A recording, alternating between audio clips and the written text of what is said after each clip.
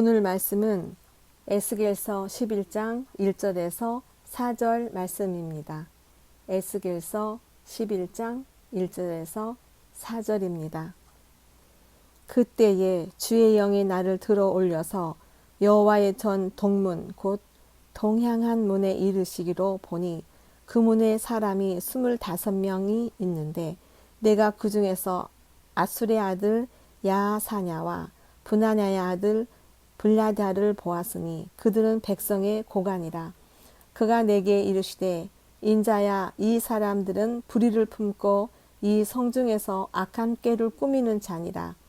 그들의 말이 집 건축할 때가 갑같지 아니한즉 이 성읍은 가마가 되고 우리는 고기가 된다 하나니, 그러므로 인자야, 너는 그들을 쳐서 예언하고 예언할지니라. 아멘.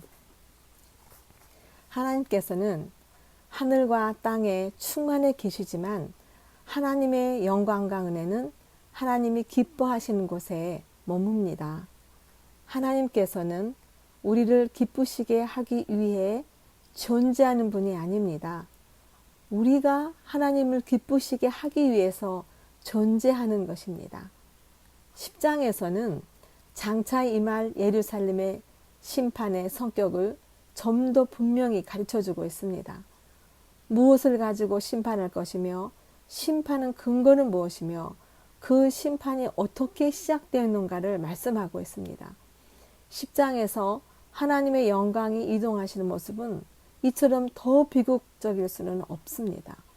예루살렘 성전을 가득 채우던 하나님의 영광이 이제 성전을 떠나서 여호와의 영광이 떠나갔다. 이 얼마나 무서운 말입니까?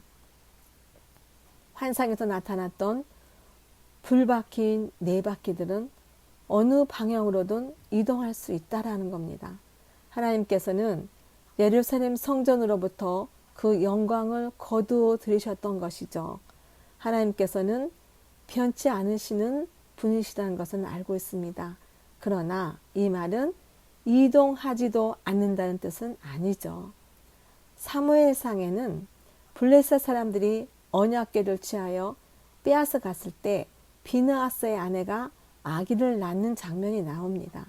이 아기의 이름을 이가봇이라 지었는데 이 이름의 뜻이 영광이 없다라는 뜻입니다. 이제 온 나라가 또 다른 이가봇을 경험하고 있었습니다. 성전의 예배자들이 하나님을 버렸을 때 하나님께서는 그분의 신성한 권한 안에서 성전을 버리셨습니다. 결코 이와 같은 일이 우리에게는 있어서는 안 됩니다. 내 안에 하나님을 향한 진정한 예배가 계속되고 하나님의 영광이 나의 삶 가운데 계속되어 구원을 이루는 그때까지 하나님의 영광이 가득하면 얼마나 좋겠습니까? 순결처럼 중요한 것이 없습니다. 하나님께서는 우리에게 순수와 순결을 원하십니다. 진실한 것을 원하세요.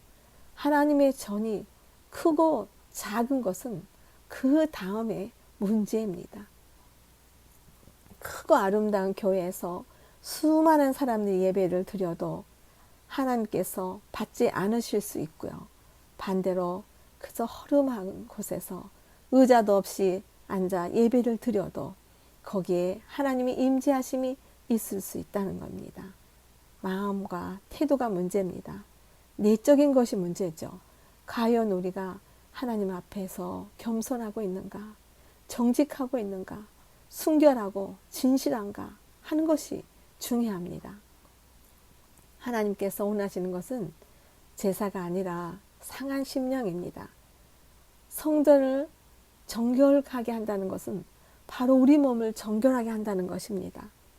우리의 몸을 잘 관리하면서 정욕으로 몸을 불태워서는 안 됩니다. 야망으로도 불태워서는 안 됩니다. 우리의 몸은 거룩으로 불태워야 됩니다.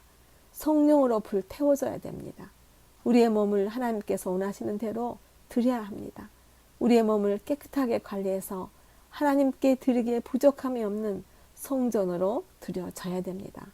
에스겔서의 사건을 통해서 죄의 비극과 회개의 아름다움을 함께 바라보는 그 눈들이 우리 안에 있으면 참 좋겠습니다. 백성의 죄가 깊었던 어두운 밤, 심판을 작정하신 하나님께서 심판에 앞서서 그들과 함께 자신의 영광을 거두셨습니다. 서서히 거두어 가셨습니다. 그러나 그 백성들이 회개했을 때 주의 영광이 다시 동으로부터 돌아왔음을 우리는 봐야 됩니다. 참으로 무릎 꿇고 회개할 때 주께서는 다시 찾아오실 것입니다. 회개하는 심령에 하나님의 영광이 다시 우리의 삶 속에 머물 겁니다. 에스겔서는 유다에 대한 심판과 이방 민족들에 대한 심판과 그리고 이스라엘에 대한 축복과 예언으로 나누어 볼 수 있는데요. 유다에 대한 심판을 예언하는 마지막 장이 바로 11장입니다. 이제 심판의 마지막 예언입니다. 1절입니다. 25인에 대한 인물 묘사를 하고 있습니다. 25인 가운데서도 두드러진 지도자의 역할을 하고 또 가장 널리 알려진 인물로 특별히 두 사람을 에스겔 선지자가 지명을 합니다.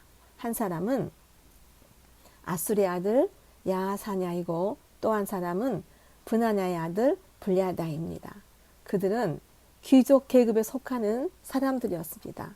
여기에서 브나냐의 아들 블야다에 관해서는 성경을 통해서는 전혀 알 길이 없습니다. 본문 이외에는 등장하지 않은 인물입니다. 이 인물에 관해서 어떤 정보를 전혀 갖고 있지 못합니다. 그러나 아술의 아들 야하샤나는 어느 정도 알 수가 있습니다. 그의 아버지 아술은 성경에서 이미 언급된 적이 있습니다. 예레미야 28장 1절입니다. 에스겔서에는 아술의 아들 야하샤냐가 등장을 했는데 예레미야서는 아술의 아들 하나냐가 등장을 합니다. 이것으로 보아 하나냐와 야하샤냐는 형제였던 것 같죠. 야하샤냐의 형제인 하나냐는 선지자였습니다. 그런데 어떤 선지자였을까요? 예레미야 28장을 읽어보면 그는 거짓 선지자였습니다.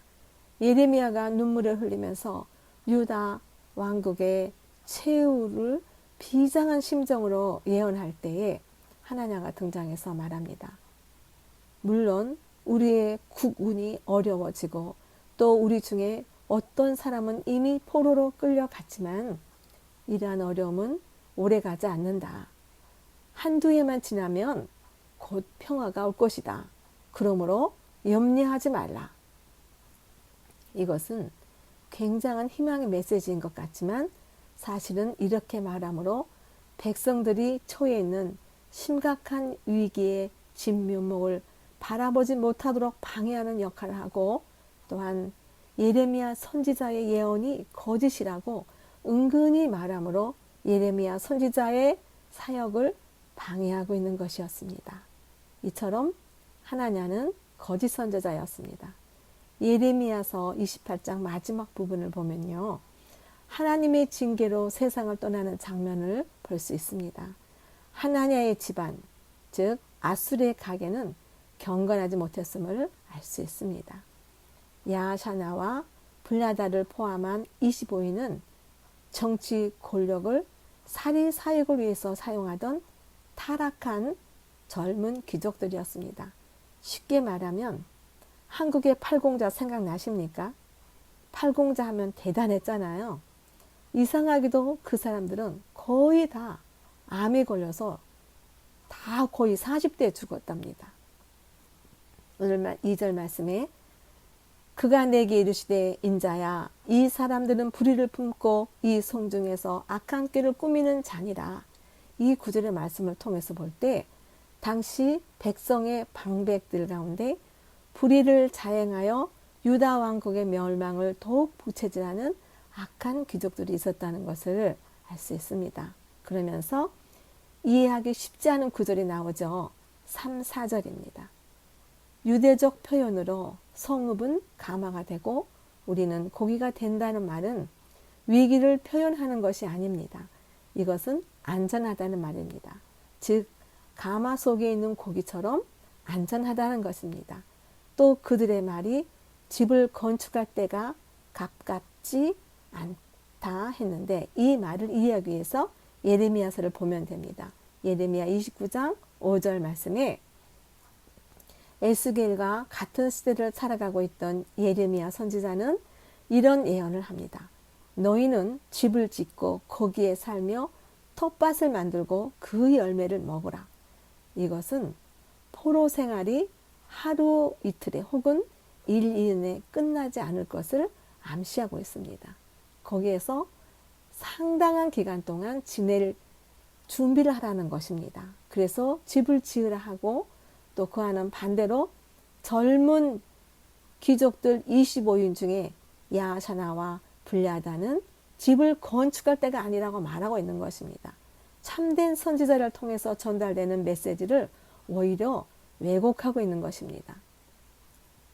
그 시대의 위기로 알리는 것이 아니라 오히려 듣기 좋은 사탕발림을 하는 것이죠. 너희가 생각하는 것처럼 우리가 지금 위기 속에 있는 것이 아니다. 사실은 굉장히 안전하다. 그들은 예레미야나 에스겔 선지자가 지금 멸망하기 직전에 세계, 아니 이미 멸망에 가고 있는 민족의 최후를 비장한 심정으로 예언하고 있는 터에 오히려 거짓된 평화와 거짓된 안전을 설교하고 있었던 것입니다. 이런 모습에 야샤나와 블야다의 특징이 있습니다. 우리는 최소한 이런 사람들은 되지 말아야 합니다. 그 특징의 첫째는 그들은 참된 선지자를 통해서 증거된 하나님 말씀을 오히려 경멸했습니다. 그래서 그 말씀과 반대되는 주장을 사람들 마음속에 심고 있었습니다. 둘째는 그들은 하나님의 백성이면서도 이방인들의 타락한 삶을 모방하고 있습니다. 예수를 믿는다.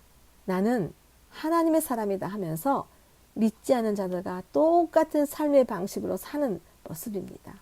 예를 들어서 서로 사랑하라 하는 것은 내가 사랑할 수 없는 사람까지도 사랑하는 것이 그리스도의 사랑입니다. 하나님의 사랑이 부음받은 서로 사랑하라입니다. 내 뜻과 다르고 싫고 미워하는 것은 내 교만이고 내 판단이라는 것이죠. 이 모습은 이방인들의 모습이라는 말씀입니다. 이것은 나중에 가서 더욱 명백하게 선언됩니다. 12절 말씀에요. 너희는 내가 여호와인 줄 알리라. 너희가 내 율례를 행하지 아니하며 규례를 지키지 아니하고 너희 사방에 있는 이방인의 규례대로 행하였느니라 하셨다 하라.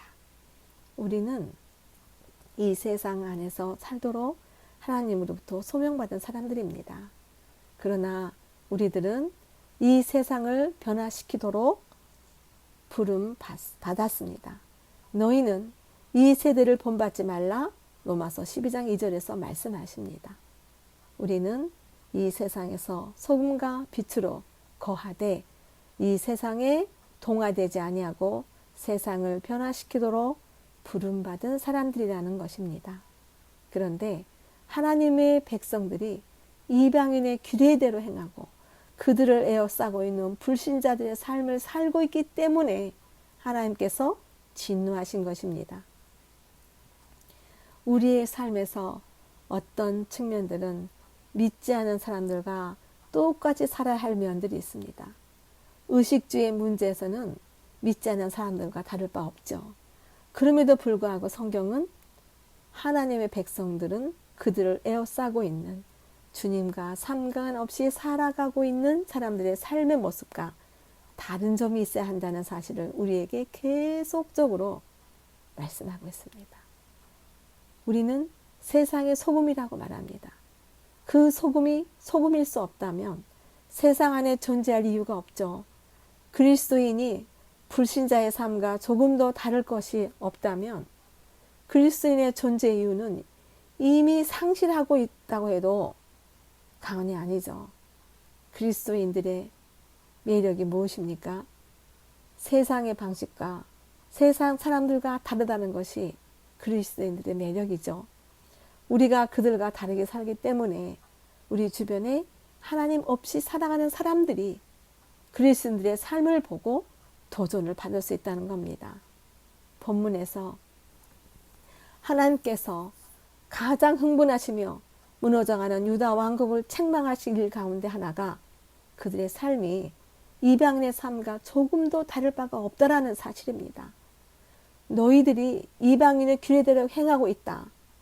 너희들은 에워싸고 있는 이방인들과 똑같이 살고 있지 않은가? 우리에게는 세상과 다른 것이 있어야 합니다.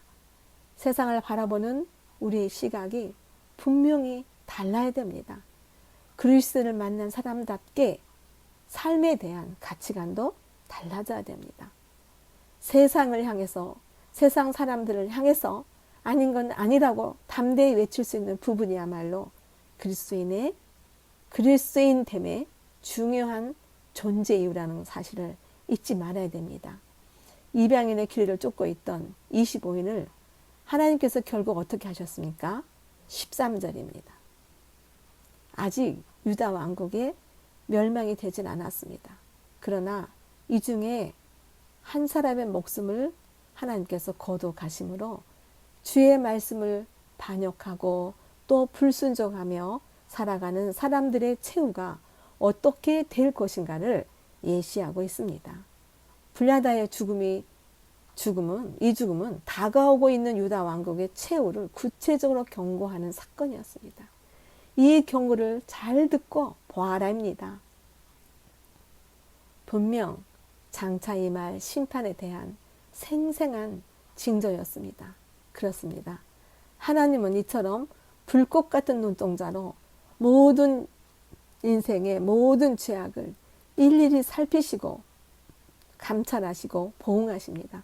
특별히 뭇 백성들을 인도할 책임이 있고 또 그 영향력에 널리 미치는 정치, 종교, 사회 지도자들에 대한 엄중하게 그 책임을 묻고 따지십니다. 하나님은 그래도 자기 백성들의 범죄에도 불구하고 자신의 영광을 거두시기를 주저하시면서 예루살렘 동편 갈람산에 머물러 계시던 하나님의 영광스러운 임재, 그 하나님의 임재가 내 가정에 하나님의 영광이 거하십니까? 내 안에 그 하나님의 영광이 함께 하십니까? 내 빛나는 미소 속에서 사랑을 행하는 내 발걸음과 사랑의 언어와 내 삶의 모습 속에서 내 이웃들은 나를 통하여 하나님의 영광이 목격되어지고 있습니까? 오늘도 주님과 함께 동행하며 그 영광이 우리의 삶 가운데 나타나기를 기원합니다. 기도하시겠습니다. 하나님의 영광을 사모합니다. 내 삶 속에서, 내 가정 속에 이 영광에 채워지기를 원합니다. 혹 주님의 영광이 머물지 못하도록 하나님을 슬프게 했던 나태, 게으름을 긍휼히 여겨 주옵소서. 주의 영광의 빛이 우리 안에 가득하게 하옵소서. 우리의 삶 속에 우상을 품지 말게 하옵소서. 그 어떤 것보다도 하나님만 사랑하는 삶이 되게 하옵소서. 우리 민족 가운데 하나님의 영광이 떠나가는 일 없도록 도와주옵소서. 우리나라를 재난 중에도 축복하셨던 하나님께서 경제적인 부흥의 기적을 주시고 교회를 통해서 복음이 전파되는 기적을 베푸신 주님, 우리 한국의 역사 속에서 다시 죄악이 간영한다면 함께하던 하나님의 영광이 우리 땅을 서서히 떠날 수 있음을 두려워하는 지혜로운 우리의 민족들이 되어지기를 원합니다. 날 구원하신 예수님의 이름으로 기도합니다. 아멘.